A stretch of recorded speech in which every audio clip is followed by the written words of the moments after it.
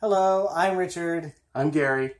and we are going to talk about Phantasm Ravager, which I thought was going to be the last Phantasm movie. At least that's what I heard. It is the last Phantasm movie.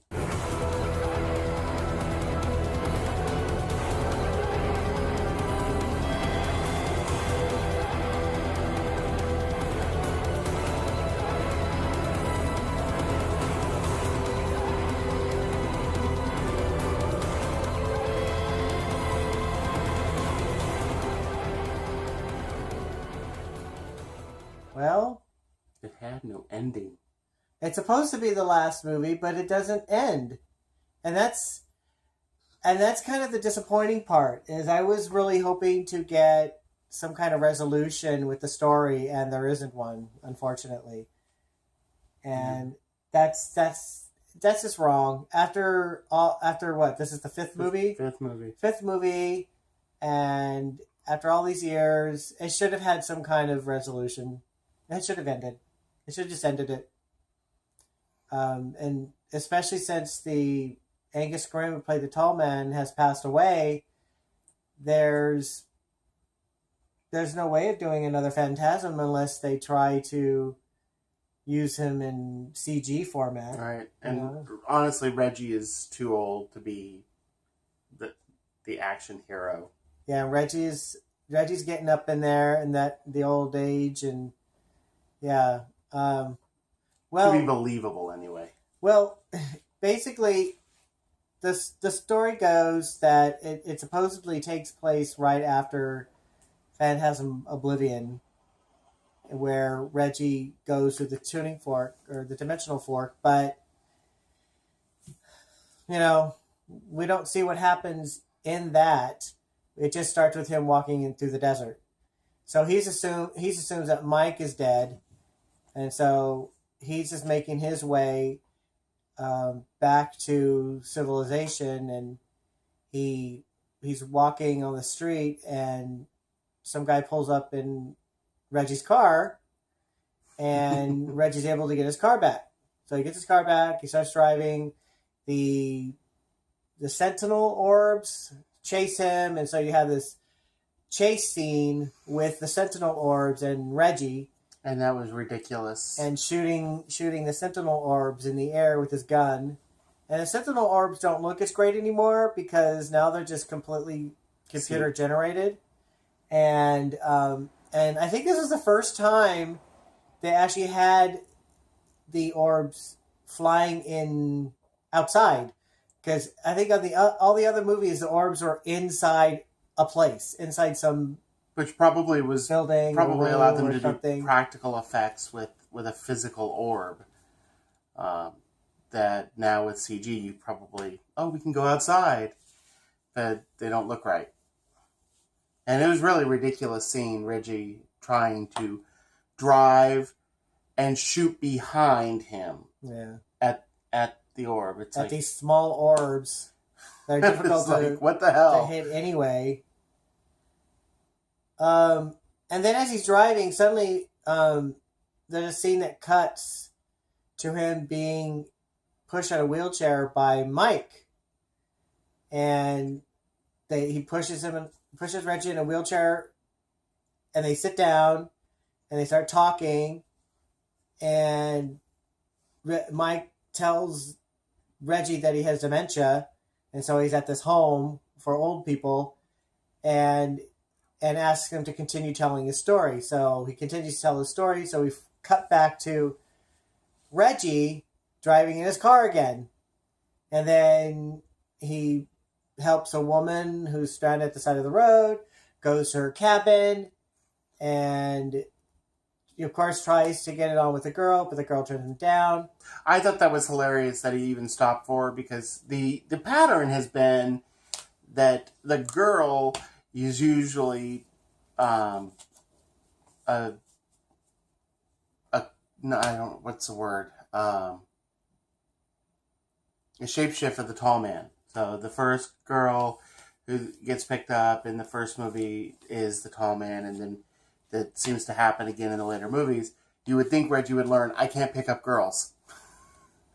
They're all dangerous. Or they end up dead. I did think it was interesting that Dawn was not skeptical of the tall man. That she was, she didn't. The first thing I would think about in most of these movies is that when you tell somebody about these absurd situations, is that they think you're crazy, and I need to get you out of my house. Well, the tall man finds Reggie at the house and uses one of the sentinel orbs to spy on him. After that happens, we cut back to Reg in the hospital, and he's lying in a bed, and he's lying next to another bed, and in the other bed is Jebediah Morningside, the tall man, and he starts chatting with him. I think that's nicely. Supposed to be like 1800s. Yeah, it looks like it's something like way in the past. And he's basically, Jebediah is basically telling him that, then he kind of becomes a tall man. Yeah, and then you see him fused with the woman. Is that the woman in lavender? I think so. So I thought it was cool that they reintroduced the woman in lavender. They brought her back. But Reggie wakes up the next morning and sees that the woman is being killed by one of the orbs, and then the farmhand gets killed by one of them. And that's the one thing in this one. A lot of people are getting killed by these sentinels. And there's a lot of the sentinels. And even a horse gets killed by the sentinel. I think it's the first time we've seen an animal get attacked by a sentinel. It is the first time. That was kind so of... it's a bit... This one had a bit of overuse with the orbs. Way too much use with the orbs. We cut back to Reggie walking in, I guess, some kind of wooded area. And then he turns around and sees this gigantic orb in the air. And then turns around again and sees a tuning fork and goes through the tuning fork. Or doesn't go through the tuning fork. No, he just stands there. He just stands there. And then we cut to him back with Mike. And he's talking with Mike.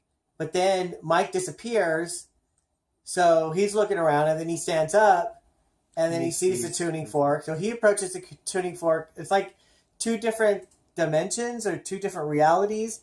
So you have Reggie in one reality and old, I guess you could say semi-young Reggie and old Reggie. I would say semi-old Reggie and old Reggie. Yeah, they both approach the tuning fork, the dimensional fork. And it looks like they're both about to go through, but we only see the non-dementia Reggie basically go through the tuning fork, dimensional fork, and on the other side is the tall man. And the tall man makes a deal with him and says that he'll give him back his family and everything if he would just stop going after him.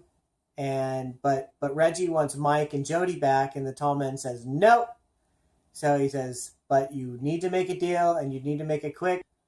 So he goes back through the fork, and he's in a mausoleum, and then he's approached by the woman in lavender, which we think it's the same woman in lavender from the first movie. It is. And then he kills her, and then this cave appears. Reggie goes into the cave. And the cave disintegrates, and he's on this plateau or something. This thing with the tall man. A floating plateau. Yeah, with the tall man again, and basically making the deal again. And Reggie refuses again. And then this whole dialogue about loyalty, which I find absolutely ridiculous, that Reggie would pick loyalty with friends over his wife and child. Yeah. That was so bizarre that they had this whole scene about how you're so loyal. And it's like, well, if he's so loyal, why didn't he pick his wife and child? Yeah. His child. Yeah. Of all people. So after that meeting with the tall man, then we have another cut, and Reggie is on a slab in some kind of science room or hospital room or something like that. He's tied down, and these two people come through the door and they release him, and so he's rescued by these people, and they help him go through the hallway, and then more people arrive, and they're all in masks, and the one person takes off his mask, and it's Mike, and it's like they're like in a post-apocalyptic realm. I didn't understand the use of the ventilators. They all seem to have ventilators, but they could take it all off. Yeah. That was really bizarre. I get, when they went through to the red place that they needed ventilators, but for like being there, either you need the ventilators all the time or you don't need the ventilators. It just made no sense that you would have it and just take it off. Yeah, they kept wearing stuff covered here. They were wearing goggles, everything covering their head. But they would take it all off, and they were fine. Yeah, so it's like, what was the point? So yeah, it wasn't like, and it didn't even look like it could even protect them from the Sentinels, because it was just cloth and right. So just didn't understand what they were using that for. Mike and Reggie are reunited again, and Mike tells him that Reggie had been on that slab for 10 years. And it was between these two, I guess, mini forks. Dimensional forks. And it was warping his reality. So we're assuming that that's what's happening, because after this meeting, Reggie kept jumping back and forth. He kept going back to the hospital, back to the post-apocalyptic area, back and forth, and then they finally have a confrontation with the tall man. They kill him in that post-apocalyptic area, and then it just kept going back and forth to realities until Mike and Reggie both go through one of the dimensional forks, and it seems like this time they go back into that red world that we saw several times in the other sequels. But it's obviously they use a lot more CG, because in all the first movies, it's just basically a barren, flat kind of world with a red sky and like a white ground. Now it's rocky and mountainous and almost hell-like. Yeah. And so, and then there's like this cavernous gap. There's Mike and Reggie here, and on the other side of the cavern is the tall man with all of his other cronies, and basically, tells them that there's like tens of thousands of him in different dimensions. So, ready to be activated. No, there's no way of getting rid of him. So the only way that we think he's destroyed is so one of the rebels had dynamite or grenades on him, and he rushes the tall man and blows up with the tall man. So, which is pointless, since you can basically. Which we've already established that there's tens of thousands of tall men, and you just keep coming back. Yeah. Well, when Mike and Reggie go back through the fork, it's just Reggie that falls, and so we're back at the hospital, and he gets up, and the nurses and the doctors are like, "Oh, he fell again! Oh my God, we got to get him back in." So Reggie starts like walking, like, what's going on? And the doctor gets the hypodermic needle ready, and then suddenly this like dimension like opens up in front of Reggie, and Mike's on the other side, and he throws him his rifle, his 4-barrel shotgun, and Reggie catches it, turns around, and it turns out that the world that he's in is actually the post-apocalyptic world, and it's not the doctors, it's the gravesters, right? The gravediggers. So he shoots them dead, and then the car arrives, shooting more of the gravediggers, and in the car is Jody. And that's the first time we see Jody, and Jody's alive. And so Mike and Reggie get in the car, and they drive off. And they say that we're going to a place that's cold where the tall man isn't. Because the tall man doesn't like cold places. And then the bizarre moment happens. And then they cut to a scene where Mike and Jody are sitting at the side of the bed of Reggie. And then Reggie's dying, and then he dies.